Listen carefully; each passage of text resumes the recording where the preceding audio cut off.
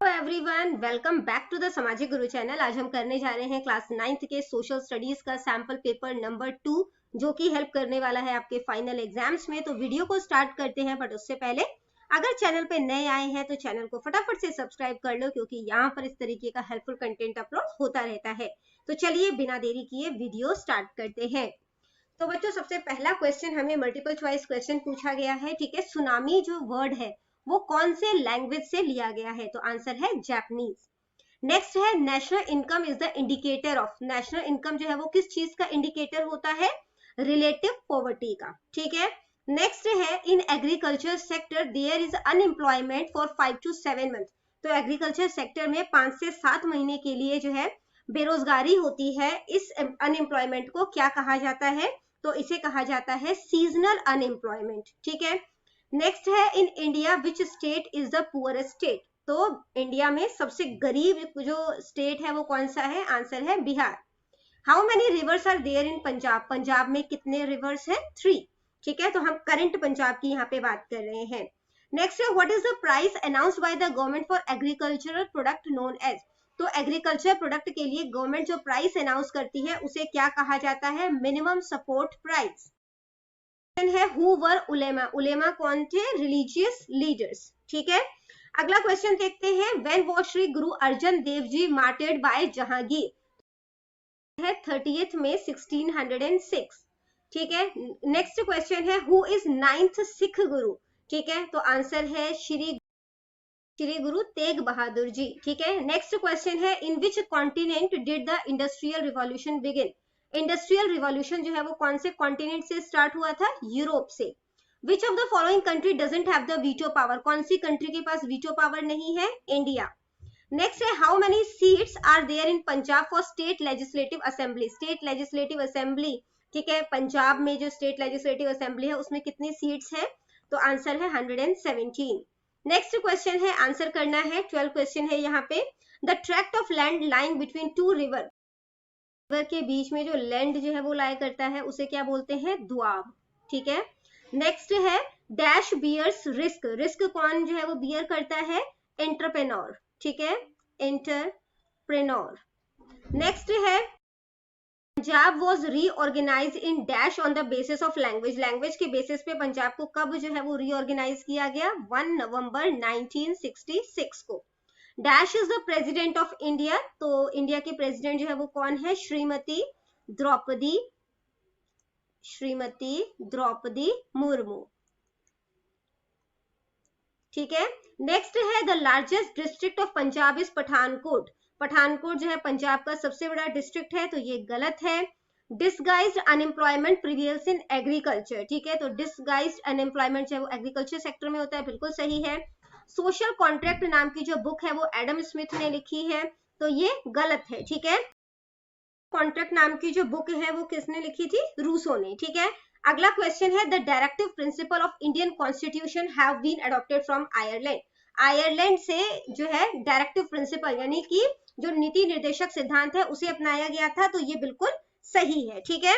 अगला क्वेश्चन देखते हैं, what does word Bist means in the Bist Doab. तो बिस्ट दुआब जो है उसमें बिस्ट का क्या मतलब है? तो बिस्ट जो है उसका मतलब क्या होता है? यहाँ पे लिखते हैं, बिस्ट मींस, तो जो BI है वो ब्यास के लिए लिया गया है। ठीक है। और जो ST है, ठीक है, एंड ठीक है सतलुज, तो ब्यास एंड सतलुज रिवर्स के लिए जो है ये लिया गया है। ठीक है। नेक्स्ट है, फीमेल फोर्टिसाइड से आप क्या समझते हैं? तो इसका मतलब होता है, पहले आंसर लिख लेते फिर एक्सप्लेन करती हूँ। It refers to aborting the female foetus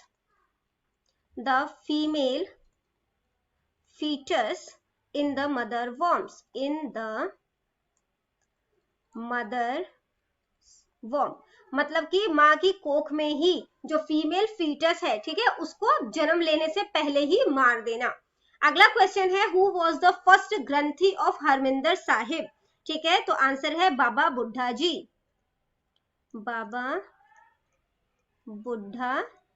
ठीक है। नेक्स्ट है, what is the tenure of Lok Sabha member? तो लोकसभा मेंबर का टेन्योर जो है वो कितना होता है? 5 years। ठीक है। Next question short answer type question है, 8 क्वेश्चन है 3 मार्क्स के। What are the reasons for deforestation, deforestation का रीजन क्या है, एग्रीकल्चर का एक्सपेंशन हो रहा है, कमर्शियल क्रॉप जो है उसके कल्टीवेशन के लिए जो है वो जगह चाहिए। अगला क्वेश्चन है आंवला, तुलसी और जो सिंचोना है वो इंसानों के लिए किस तरीके से फायदेमंद है। तो आंवला जो है उसमें विटामिन सी का कंटेंट बहुत ज्यादा होता है। ये आंवला एनहेंसेस फूड एब्जॉर्प्शन में हेल्प करता है, स्टमक एसिड को बैलेंस करता है, लीवर को क्लीन करता है, ठीक है, ब्रेन और मेंटल फंक्शनिंग जो है, ठीक है, उसको जो है इम्प्रूव करता है, और हार्ट जो है उसकी फंक्शनिंग को सपोर्ट और इम्प्रूव करता है। इसके बाद आ जाता है तुलसी, ये भी इंसानों के लिए काफी ज्यादा फायदेमंद है, छोटी मोटी बीमारियों में इसका इलाज, इसको जो है यूज किया जाता है, हमारे इम्यूनिटी को स्ट्रॉन्ग करता है, बैक्टीरियल जो है उनसे हमें जो बैक्टीरियल और वायरल इन्फेक्शन होता है उससे बचाता है, ठीक है। इसके अलावा हेयर एंड स्किन डिसऑर्डर में भी जो है इसका यूज किया जाता है।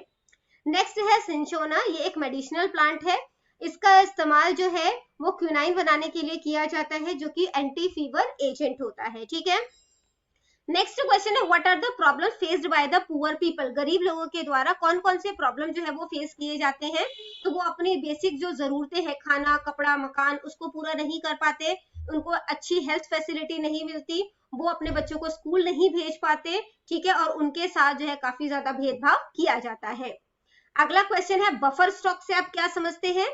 तो बफर स्टॉक जो है वो स्टॉक होता है of food grains namely wheat and rice, तो इसमें बेसिकली व्हीट और राइस जो है उसको लिया जाता है, procured by the government through Food Corporation of India. Buffer stock is created by the government to distribute food grain in the deficit area.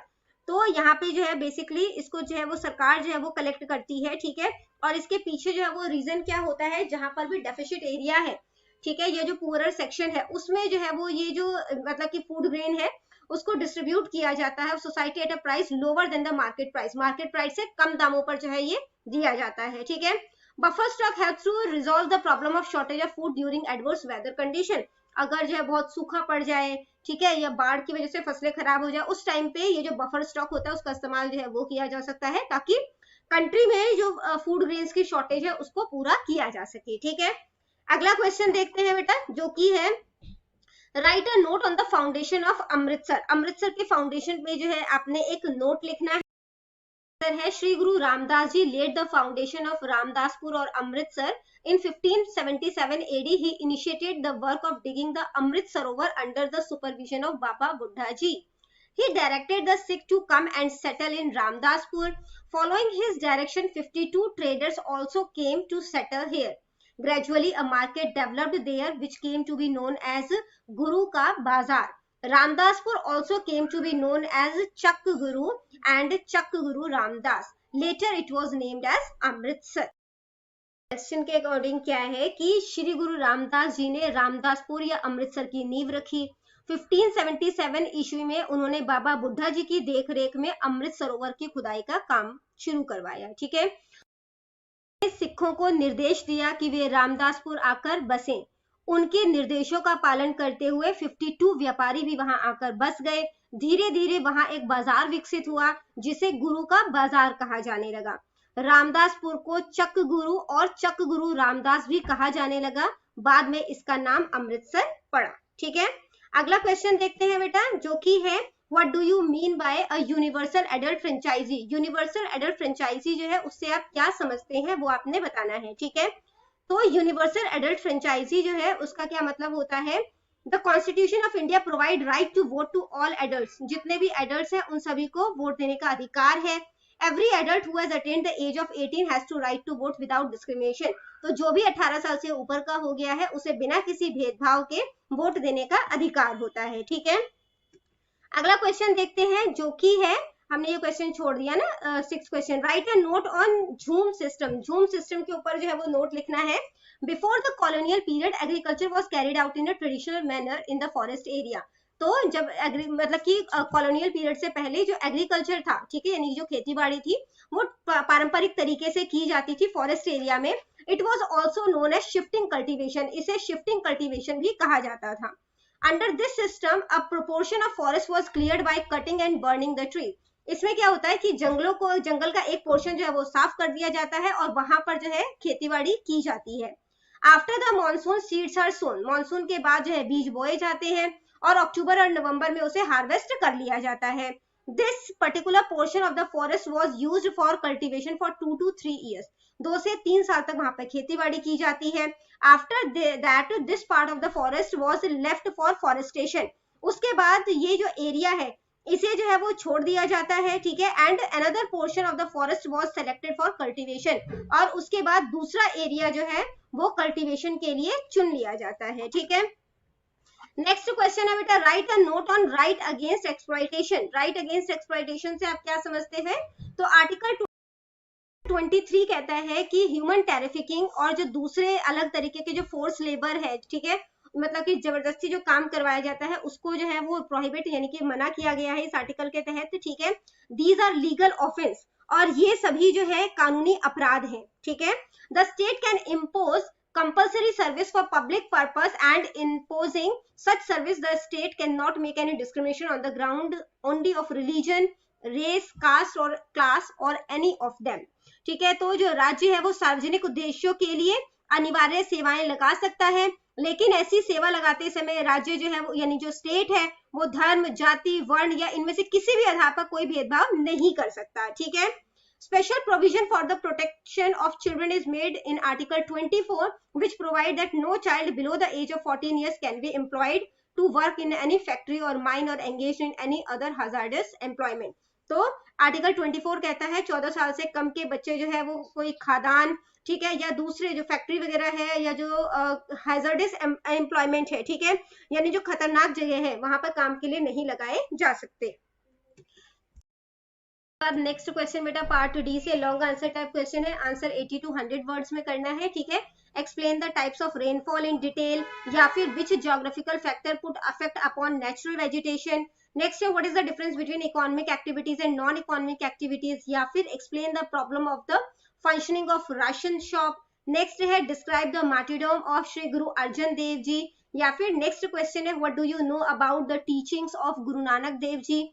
Next है explain any 5 condition for the success of democracy, और explain in brief the stages of election process. Part D है source based question है, ठीक है. Question देख लेते हैं. How many members of the Rajya Sabha does the president nominate. President जो है वो कितने मेंबर्स को नॉमिनेट करते हैं? 12, ठीक है. तो ये हमारे पास फर्स्ट आंसर है. नेक्स्ट क्वेश्चन है by which method are the members of Rajya Sabha elected. तो कौन से मेथड से इन्हें इलेक्ट किया जाता है? तो यहाँ पे लिखा है Rajya Sabha are elected through proportional method of election by the members of, ठीक है. तो यहाँ तक करोगे. ये हो गया आपके पास आंसर नंबर 2.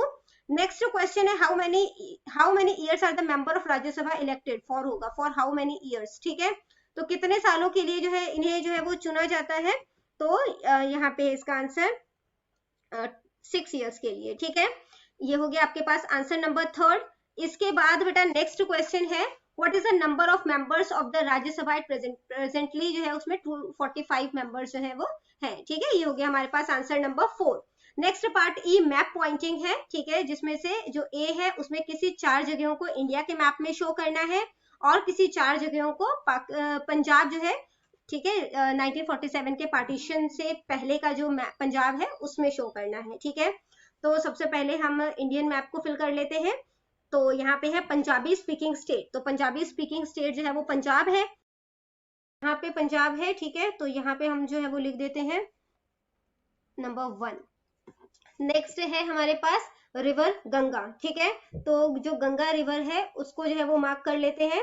तो रिवर गंगा जो है वो यहाँ से होते हुए, ठीक है, यानी कि उत्तराखंड से होते हुए, ठीक है, उत्तराखंड से होते हुए यूपी, और उसके बाद बिहार से होते हुए इधर चली जाएगी, ठीक है. तो ये हो गया हमारे पास रिवर गंगा नंबर 2. नेक्स्ट है सुंदरबन डेल्टा, ठीक है. तो सुंदरबन डेल्टा जो है वो इस साइड है, ठीक है, तो यहाँ पर है सुंदरबन डेल्टा, ठीक है, ये सारा एरिया. ये हो गया हमारे पास नंबर 3. इसके बाद अगला है बेटा हमारे पास क्वेश्चन कि एरिया विद मोस्ट रेनफॉल. तो सबसे ज्यादा बारिश जो है वो मेघालय में होती है, ठीक है. तो मेघालय जो है वो यहाँ पर है, ठीक है. ये हो गया हमारा आसाम, और इधर ये है हमारे पास मेघालय. तो ये हो गया हमारे पास नंबर 4. इसके बाद है गॉडविन ऑस्टिन. तो गॉडविन ऑस्टिन जो है ये आपको लद्दाख में देखने को मिलेगा, ठीक है. तो गॉडविन ऑस्टिन जो है वो कुछ यहाँ पर है, ठीक है. ये हो गया हमारे पास नंबर 5. उसके बाद जो है हमें पूछा गया है माउंट आबू. माउंट आबू जो है वो राजस्थान में है, ठीक है. तो राजस्थान में जो है वो इसे मार्क कर लेते हैं. तो कुछ इस साइड जो है वो माउंट आबू है, ठीक है। इसके बाद जो है हमसे पूछा गया है 4। देखते हैं पंजाब के मैप में जो है वो 4 चीजें जो है वो हमने मार्क करनी है, ठीक है। सबसे पहला है सतलुज रिवर, फिर है ब्यास रिवर, ठीक है। तो सतलुज रिवर जो है वो ये देखो यहाँ पर है, ये है जो है ब्यास बोला था ना हमें दूसरा रिवर, तो ये ब्यास हो गया, ठीक है। इसके बाद नेक्स्ट है खैबर पास, तोची पास, ठीक है। खैबर पास यहाँ पे है, तोची पास, गोमल पास और बोलन पास, ये सारे थे, ठीक है। तो बच्चों इस वीडियो को करते हैं यहीं पे खत्म, मिलते हैं अगले वीडियो में। और जो सैंपल पेपर 1 हमने अपलोड किया था उसका लिंक मैं आपको डिस्क्रिप्शन बॉक्स में दे दूंगी, जाकर उसे भी जरूर चेकआउट करें। तो मिलते हैं अगले वीडियो में, तब तक के लिए all the best for your exams and bye bye.